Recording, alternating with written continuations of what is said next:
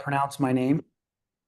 I was gonna ask, but I'm so curious if I'm close with it. Is it Salzenstein? No. Damn it. How do you You pronounce your you last name? missed two parts of it. I know I'm reading it on the thing. Kate, fill me in. How do you do it, Jeff? Okay, say it again, and then we're gonna break it down. Okay, Salzenstein. Okay, so stop with the first syllable. Say it again. Sal.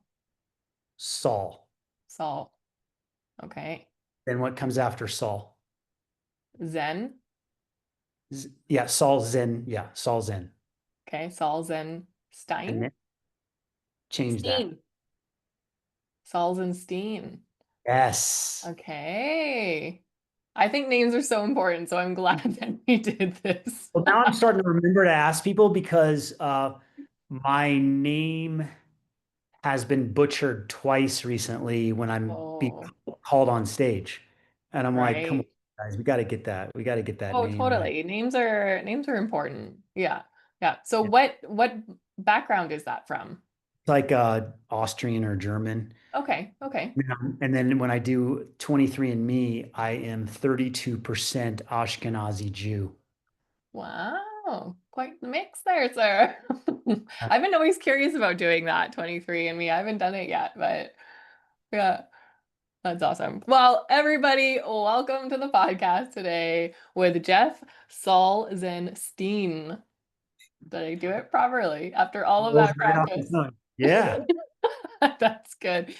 Jeff, thank you for coming here to spend time with us today. For those of you who are listening and don't know, this guy is a tennis legend, and I am so thankful that you're in here. Okay, let's talk about tennis for a moment. I tried to play tennis. Back in my heyday, was like an elite volleyball player. Okay, so I'm thinking, okay, there's a court, there's a net, there's something going back and forth. I'm pretty quick on my feet. I should be able to do this. I could not do that. Like, it was so tough for me to be like doing the switchbacks and like quick feet and like all that kind of stuff. So to have, I don't know, that's pretty cool. I like tennis. I like watching tennis. I think it's one of the, it's almost an impossible sport to get really good at. And then I think I want to say it's the hardest sport to learn, but then I don't know, ice skating or playing hockey would be almost impossible for someone who's never skated before because Yes. I can't skate.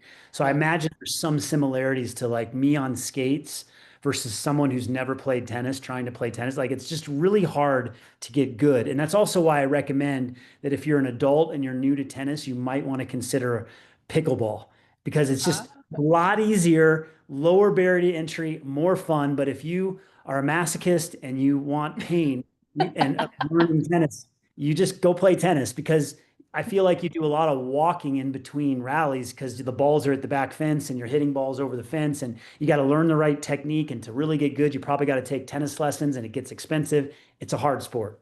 yeah. Yeah. Well, you did it. You I did it. You did this hard sport. And did I it. and I remember I was reading, I think I was reading an interview that you had done before, and you said I wasn't even supposed to be a pro tennis player. What do you mean? Like, where did you start? Did you not have dreams and aspirations of going on tour and like all of these things? What was going on when you were a young tennis player? Sure. Well, let me go to the middle of the story when I was a pro, and then we'll go back because I like to start here in order to make a connection to the audience and Yeah. like we all can be extraordinary and ordinary at the same time. And Yeah. then we'll go back and like how the heck did this happen and going back in time. So I want to take everyone into the middle of the story. And the middle of the story starts in the biggest moment of my tennis career and I messed up. And then I messed up with a simple smile. And Hmm. what I mean by that is the second round of the US Open, I'm playing world number two, Michael Chang. Hmm. So if you don't follow tennis, Michael Chang was number two in the world. He was awesome. This is back in the late 90s. And I'm playing him at the US Open in front of 24,000 people. It's Arthur Ashe Stadium. It's Labor Day weekend. It's a Friday night match. 24,000 people in the stands, millions watching on TV. John McEnroe, the famous bad I boy love of that tennis who guy. swears at everybody when he misses shots, he's announcing the match. And he's my like one of my childhood idols. And I remember walking out on that big stage that night, and I was so nervous. Mm, And I had this big serve. I served 125 miles an hour, which is kind of part of my transformation. And I get out on the court, and somehow I hold serve twice. I get it to 2-all in the first set when I take my first deep breath. I take that breath, and all of a sudden, I start kicking Michael Chang's ass. I am the number 2 player in the world that night. Like I am killing this guy. The crowd's going crazy. They're like, "Who is this guy? He just graduated from Stanford the year before, bursts onto the scene at the US Open, and he's beating the number 2 player in the world." So now the score's 5 games to 4, and I'm 1 point away from winning the set. And I'm serving, and I hit this great serve. I come in and hit a beautiful backhand volley. Chang can't get run it down. He's the fastest guy in tennis. He can't get it, and I win the first set. And the crowd goes crazy. People are standing up. They're pointing at me, literally pointing at me like, "Who is this guy? Where did he come from?" And the TV camera pans in on me, and I got this smile on my face, and that's when the match ended. mm, The reason the match ended was because inside my mind, when I was smiling, was, "Jeff, thank God you didn't embarrass yourself tonight." okay. That was my set point. I couldn't overcome the limiting beliefs inside my head around this match. Yeah. I couldn't overcome the anxiety and the stress I was feeling in my body in the moment. And I Mm, couldn't own my zone for the rest of the match. So I lose the next 3 sets and the match to the number 2 player in the world. The next day, I signed with Pete Sampras's agent. My pro tennis career is going like this, like a rocket ship. I believe I can play with the best players in the world. But over the next 2 years, I suffered 2 career-threatening injuries to my ankle and my knee, and my body is falling apart at the age of 24. mm, So it's really crazy that I'm on this big stage. It's my big moment. I win the first set, and I didn't believe in myself. And I think the audience might be able to relate to these yeah. limiting beliefs that we all have. We may have special gifts in different ways. We may not even think we have special gifts, but I can guarantee you we all have limiting beliefs that are putting a ceiling on us. And even though I was on that court and people looked up to me like, "Oh my gosh, he's amazing," internally there was that head trash of like, "Don't embarrass yourself," instead of, "Let's kick this guy's butt tonight. We can do Yeah. this." And so yeah, it's just a really powerful story to help the audience understand that we all go through it, and then we need to find ways to move through it and get better. Yes. Yeah, definitely. That yeah, it's the statement. It's interesting when I work with my youth elite athletes, it's the we do a big conversation around the word don't and how like our brain doesn't attach to words that aren't action and don't actually isn't an action word. And so we're saying don't screw up. We're actually being like screw up, right? And so being able to reframe those. And when you hear that word don't as an athlete or even as a human, it's like timeout. That's a timeout spot. What should I be reframing this? How do I lean this into what I do want to do instead of what I want to avoid? So I love that you brought that up. A big part of my own your zone framework is, we talk about optimizing the body and the mind and the heart or the soul. And Hmm. in the mind part, it's about becoming aware of your limiting beliefs, like Yeah. whatever you do, don't embarrass yourself tonight. Yeah. That script, that reframe must happen in that moment in order to, reposition yourself and get into a place where you're reframing these things and coming up with something more powerful to lean into and to move into. Yeah. Yeah. Okay, so you found yourself on this pro tour, you ended up getting these injuries, but let's go back to you didn't think that you were going to get there or you weren't supposed to be there. How did Well, you end listen, up getting there then? I mean, what's interesting is I came out of the womb pretty much groomed to be a tennis I was like player. with a tennis racket in your hand. Pretty much. I mean, Or I mother. found, I found out later in life, probably about 5 years ago, my mother pulled out like old albums and pictures and things, and there was this one-page like document or printout, and it was Mhm. a birth announcement for Jeff Salzenstein in Peoria, Illinois, and it had tennis rackets on it. And my father and mother created a birth announcement, and it was a joke. They didn't say like he was born on this day and whatever. They actually made a story out of it, and they said Jeff Salzenstein born on this day, blah blah blah. Um, Now it's 18 years later. It's 1991, and he's playing Davis Cup for U.S. tennis. And we're so excited that at 18, he's playing in the Davis Cup. And I saw this thing. I'm like, you two are nuts. Like, what do you, there's like a stork with like me in the thing. And I don't think I've ever told this story before. And like, I'm in this little stork thing and like, I'm flying over a house on the picture on this thing. And there's a tennis racket and there's like Davis Cup stuff. I'm like, Oh my what? God, that's So, amazing. so it was kind of, and what's interesting is I played Davis Cup as a practice partner. I was never good enough to be Davis Cup as the main player, but I Hmm. played Davis Cup twice. So that Oh, actually came to fruition. But at 3 or 4 years old, I'm an only child. My dad has the racket in my hand. My mom was a good player. They'd go to the courts and play. I'm rocking up to the tennis club where my dad's the cool head pro with the short white shorts and the great legs yes, and he is. deep dark tan. And so I'm like 5 years old. And my dad also told this story the other day. He's like, when we first started, he's like, I would throw balls up in the air at you're 4 years old, 5 years old, and you would run over and like catch it as a 5 year old. And he'd be like, Wow.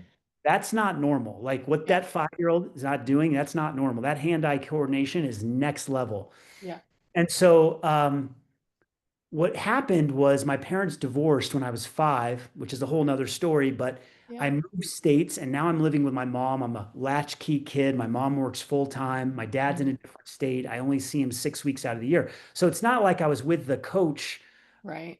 day for, all year. So at that point, I get in these tennis programs, I'm visiting my dad, and then I start playing tournaments. But my inner drive and my determination and my perfectionism to be great allowed me to be good really quickly. Yeah. I'll fast forward. We can go back to some of the junior story, but I'll fast forward to the reason, the initial question of like, why was it an accident? Well, I grew up in Colorado. That is not a tennis state. Like if you Okay. want to go pro, you come from Florida, Texas, California. So already I'm in the state that doesn't roll out pros. Yeah. I go to a public high school. So I'm Mm. not going to private school. I'm not online schooling. It didn't even exist back then. I'm Yes. practicing an hour a day when all the best players in Florida are practicing 3 to 5 hours a day. So I have Mhm. minimal time in a ski state where it's cold. We can barely get court time. I don't have a private coach. I have my stepdad now as I'm getting older. He's an incredible tennis player, ironically enough. My mom has a thing for tennis players. And and so all these things are kind of stacked against me. Then I go through this terrible slump as a 15-year-old, which again we could get into. Mhm. I'm not on a track to play pro tennis because I'm going through the slump. My rankings drop. I don't go through puberty till I'm 17 or 18. I'm super small and everyone's writing me off. And then I made this adjustment, and I got back to top 5 in the country as a 17-year-old. And then some things opened up for me to go to Stanford, which was the preeminent tennis school back then in college. So I Mm. go to Stanford, which was a dream in and of itself. That was really my dream. Like get to Stanford. Like don't even worry Yeah. about the pro thing. Get to Stanford. And when I got there, I was at the bottom of the singles lineup. I started, but I was number 5 singles. And when you're number 5 singles even at Stanford, you're not going to play pro. You're going to play number 5, you're going to get your degree, and then you're Yeah. going to be a lawyer or a businessman or a Right. doctor. That's what you do. Yeah. But between my freshman and sophomore year, I transformed my serve. I call it the accidental transformation. It wasn't accidental, but it kind of was. And when that happened in college, I grew 3 inches, I put on 15 pounds of muscle, and I transformed my serve. And my Mm. sophomore year in college, I go back to school my sophomore year after playing number 5 and having the worst serve in college tennis. I transformed my serve, and now I'm playing number 2. And then my junior and senior year, my coach is like, dude, I literally went from this little scrapper baseline, no weapons to like the guy with weapons, the Yeah. physical albatross, big shoulders, athletic, jumping out of the gym type of player. And now I'm like top in college. I'm an all-American. We're winning national titles. And I'm like, oh shit, I'm gonna play pro tennis. Like I'm that good. So Yeah. it's kind of an accident. And Yeah. but not an accident because I kind of can trace how it all happened, but it was Yeah. very unique and very unorthodox, and it wasn't a normal track at all. I just want to say congratulations on not staying in the mold. Always been out of the old, Break always out of that box. we've been out of that box a long time. That's so good. I would love to rewind and talk a little bit about the 15-year-old slump because I think that that is something that a lot of our audience can relate to. I know that I have quite a few athletes, even on my own schedule, that they feel like that. They come to me and they've been, a lot of them are swimmers. They haven't dropped any times in years, and they're just like, what am I doing? Should I even continue? So how was that for you with what was going through your head when you were 15 years old and in that stage? Sure. So yeah, let's backtrack. 5 years old, divorce, Yeah. developed this personality that I've got to be number one to win, to get love. My dad's in another state, so every time I go visit him, if I'm awesome at tennis, then my dad's going to love me. Not true Right. from his perspective, but true from the 5-year-old's perspective. Yeah. Then my mom remarries when I'm 9, and my stepdad takes one look at me and he's like, "You're going to be number one in the state as a 10 and under, as a 9-year-old." And I look at him like, "You're nuts!" Like he's like, "Oh no, you are legit." And so I didn't even believe it. I Right. was number one as a 9-year-old in the 10 and unders. Then at 12, I win the national championship. So I'm the number one player in the country as a 12-year-old, beating all these kids from Florida.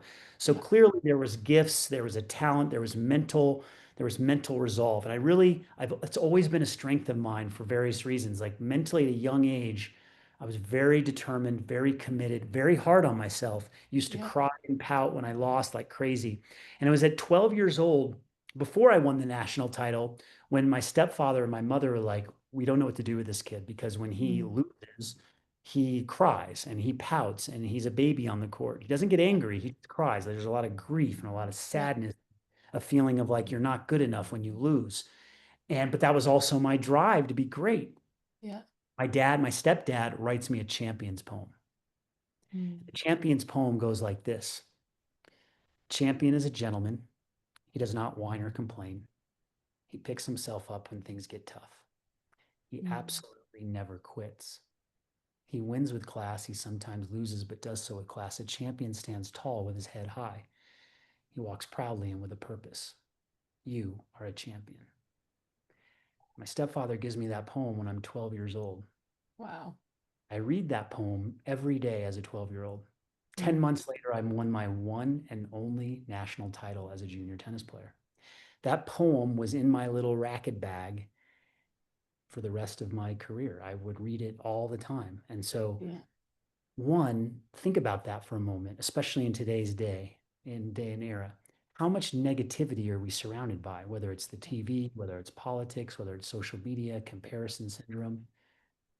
Why doesn't everyone have their own champion's poem? And when I do keynotes and when I work with clients and when I do workshops and with companies, the champion's poem is probably the most requested resource because every parent in the room is like, I need to do that. Mm. It's like that old school, like write a thank you note. It's kind of similar. Like he Yeah. wrote this poem for me and it was my North Star. It was my, Yeah. whether you win or lose, you live with integrity, you live within character. So imagine you're a 12-year-old and you get this poem, Yeah. the power of words. It is just like wired into my consciousness of like, this is how you are. And so I Yeah. recommend that every parent listening to this write their own version of a champion's poem. And if you're not a good Mm. writer, guess what? Just chat GPT it and put your Yeah. prompts in and like, make the adjustments. But I really think it's an important part of our development is that every kid should have their champion's poem. And that was Mm. my guiding force. So when I get to 15 years old and I'm going through a slump, I'm 5'4", 102 pounds. I can barely see over the steering wheel. All the kids I used to beat are now going through puberty. They got hair all over their bodies. They're overpowering me. Some of my fundamentals got sloppy. Some coach told me to change rackets. It was a bad move. The coach was telling me to do things that were not best for my game. And Yeah. I lost my way. And I lost first round at nationals. So imagine going from number one in the country as a 12-year-old to number Yeah. 70 in the country. That Oof. type of drop would be exactly what you describe you're Yeah. experiencing with your clients. You want to quit. Yeah. You're like, and at that point, that is the fork in the road. Mm. If you quit, and you don't pick up another activity or sport, what are you going to do? You're probably going to go home after school. You're going to watch a lot of TV or you're going to play your video games. You're probably going to hang out with more girls or boys and probably get into things that maybe aren't as productive as they could be if you're playing a Totally. sport. You may even start drinking. And that was a fork in the road. And that's just not in my DNA. So I doubled down. I changed coaches, I changed rackets, I got back to the fundamentals. That's what my Mhm. stepfather and even my father would always say, like, when you're in a slump, you go back to the fundamentals. Well, what are the fundamentals? Watch the ball, bend your knees, run for every ball, have good practice habits every single day. Yeah. And that's what I did. And I still had that dream of going to Stanford, even though it was slipping away. And that was my North Star too, of like, okay, these are the things I have to do to get back. And so that's how I pulled myself out of it. I had a lot of support from parents. They Mhm. were positive parents. I had a lot of determination. I had that champion's poem, and I got back to the fundamentals. And that has been the guiding force whenever I've been in a slump, whether it was college, pro, or even in adult life. Yeah. That's helped me move through the tough times. Yeah. I love that your stepdad recognized and the people around you recognized that they had to address the issue around how we, unless we're told otherwise, we think that failure is bad. And so it's something that we as coaches, we as parents, teachers, like any like we need to be able to share that with the kids in our lives that failure is feedback.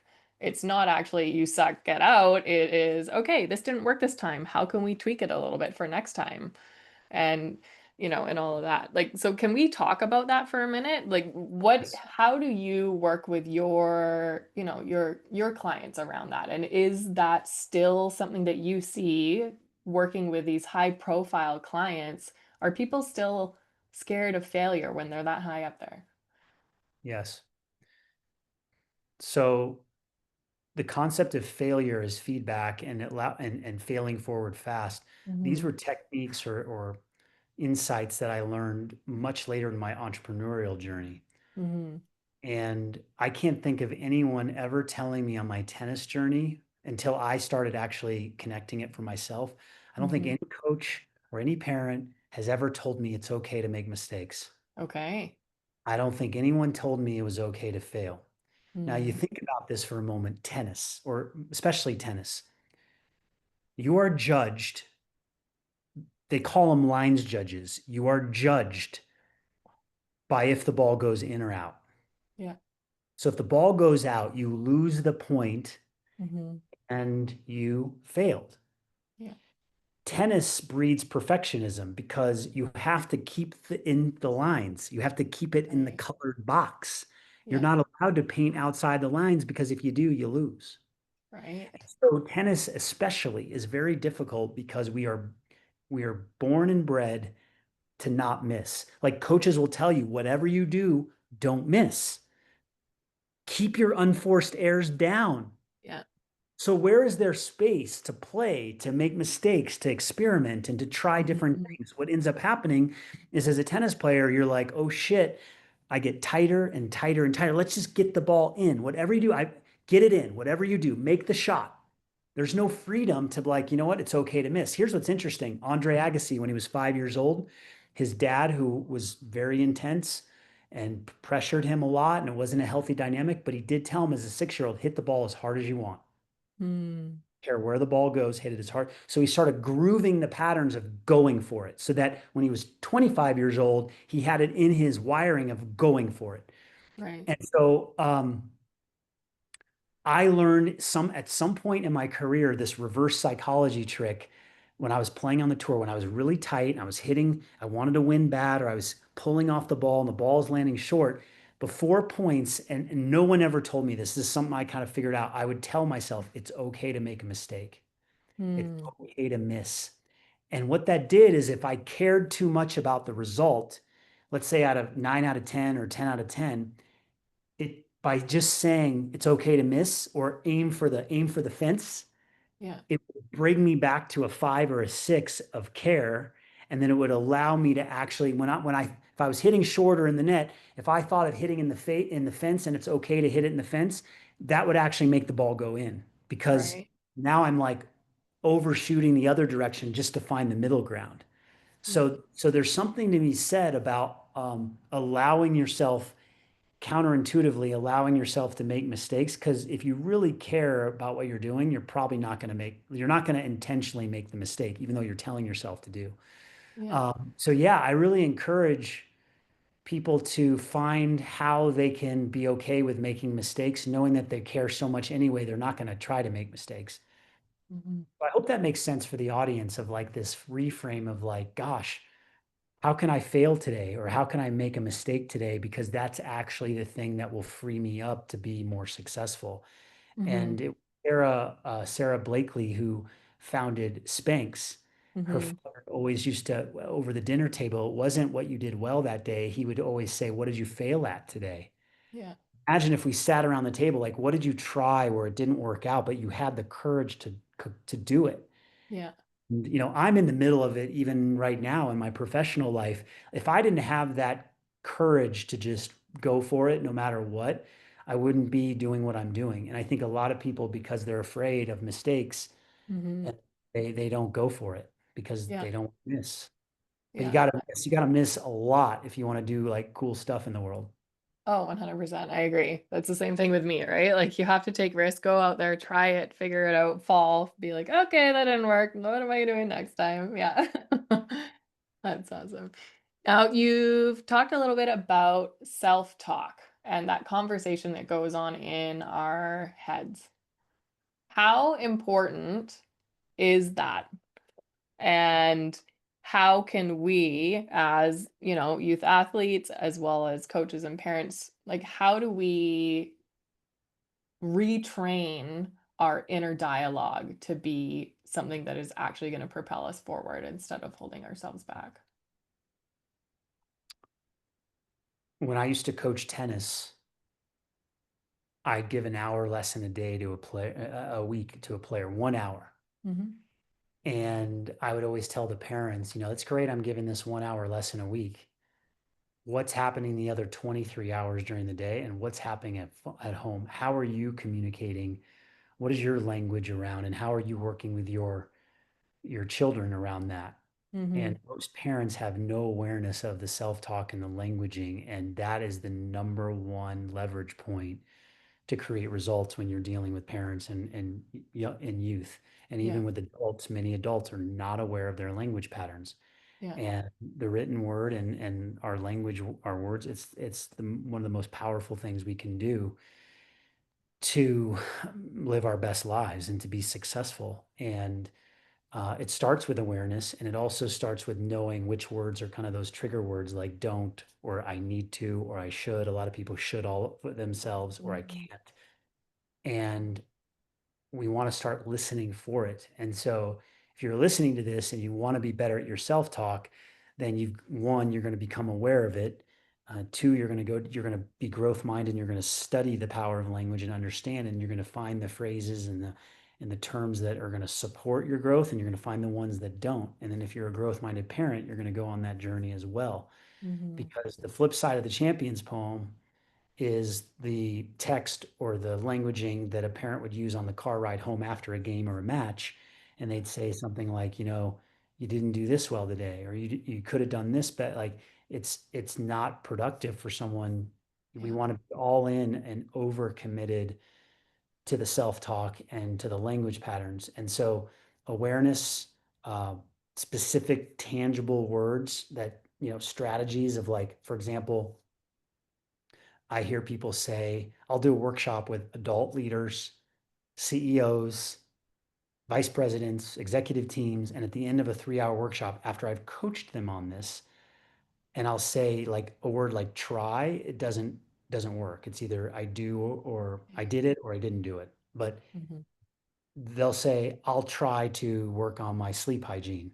And the next person will say, I'll try to change my thoughts. What it really needs to be, I just said need, see, I'm aware. So now I just said it. I'm going to be what it really could be. See what I just did? What you could do is say, I commit to my sleep hygiene. I'm Oh, I like getting better at my sleep. I'm learning how to reframe my beliefs. So we just flipped try to I committed, I choose to, I'm getting better at. And then your language has to be what just keeps coming out of you all the time. that. Hmm.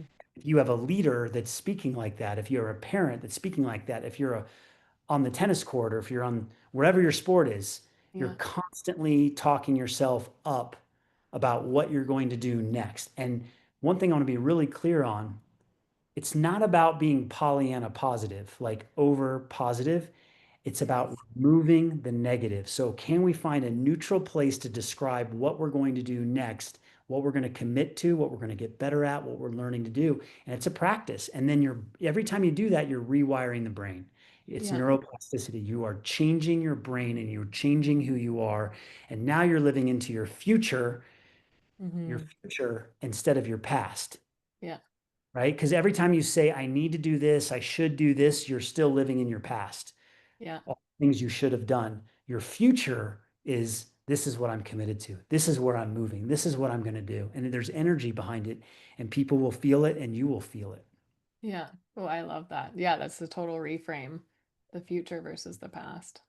Amazing. We're coming down to the last few minutes. Time flies when we're having fun. Love Is it. there anything else that you think is probably important for the people listening to know? What's the last like mic drop wisdom piece? Oh, I'd like to share one more quick story. Let's do Uh, it. Part of my why. I'm all about owning your zone, Yeah. physically, mentally, and emotionally, your body, your mind, your heart, your soul. And my big why as a leadership speaker and as a performance coach is I went on a really powerful journey with my brother Eric, who struggled with addiction and Hmm. mental health, significantly younger than me. We were like, for a time period, we were two peas in a pod. We were so close. He struggled with addiction. It landed him in prison. He decided to transform in prison. I helped him through that process. He got out of prison. He realized he had this talent for public speaking. He won a speaking contest. He got on a TEDx stage within 3 years of getting out of prison. When people tell me they can't do something, I'm like, listen, my brother was a rock bottom, Hmm. transformed in prison, got a TEDx talk. So don't tell me you can't do something. Yeah. But the part of the transformation was like something I've never seen. It was like out of a movie. It was like storybook. But Yeah. one of the challenges he ran into that a lot of us run into is this identity shift. His Yes. identity on a subconscious level did not match this new identity that he was living into as a successful speaker and coach. And he also had a lot of trauma and big emotions that came up from his time in prison and from childhood. And Yeah. that led him back to that path of drugs again. And he started using drugs. And it was a downward spiral after this incredible ascent. And we lost him 2.5 years ago to a drug overdose. Mm. In today's world, many people are struggling with mental health. Yeah. They're struggling. They turn to drugs, substances. They turn to other negative, destructive ways to deal with the pain and the big emotions that come up that can't be processed. Yeah. That's part of my why now, because my brother wanted to speak. He wanted to be a big time speaker in the world and share his message, and I was going to be his coach. And so now the script has shifted a little bit because I'm the speaker and I'm bringing with me on the journey every time. And I share that Mm. story as we wrap up today because there's someone listening today that's struggling beyond just performance, that's struggling with their Hmm. mental health. Maybe Yeah. they're using drugs, maybe they're thinking about it, maybe they're thinking about doing other destructive things that are going to harm themselves. And I just want to say that there's an opportunity there to go on a path of healing and to go on a path of getting better and rewiring the brain and connecting to the heart and learning how to process emotions and getting the support you need. And this is what we're here for. We're here Mm. to lift each other up and to grow together and to learn together. And I just encourage anyone that is struggling to find ways and to find people that can support them on this path. And if I can be one person on this journey to help someone with this, if they hear this podcast or the stories, or if they want to reach out, Hmm. I want to make myself available to that process. And that's why I'm doing what I'm doing. That's powerful. That is super powerful. Why? Yeah, thank you for that. Mental health is absolutely huge and needed, and everybody is either affected by it personally or is one degree of separation away from somebody who is. And so, yeah, just having that be a part of your guiding star is really important. Thanks for sharing that. And I want to take a moment to also acknowledge you. Like, because you're doing the work. You're doing the work on yourself. You're doing the work making sure that other people have the skills, resources, and capabilities to unlock their potential and to really be resilient and anti-fragile and know their worth and act with, with integrity and move with integrity through life. So thank you for being a person who is outside of the box and is putting the work in and the intention. I appreciate that so much. Thank you. And everybody, I will have Jeff's information, all of his handles, how to get a hold of him, how to be coached by him, all of the things in the podcast description. So do make sure to reach out, and we'll catch y'all on the flip side.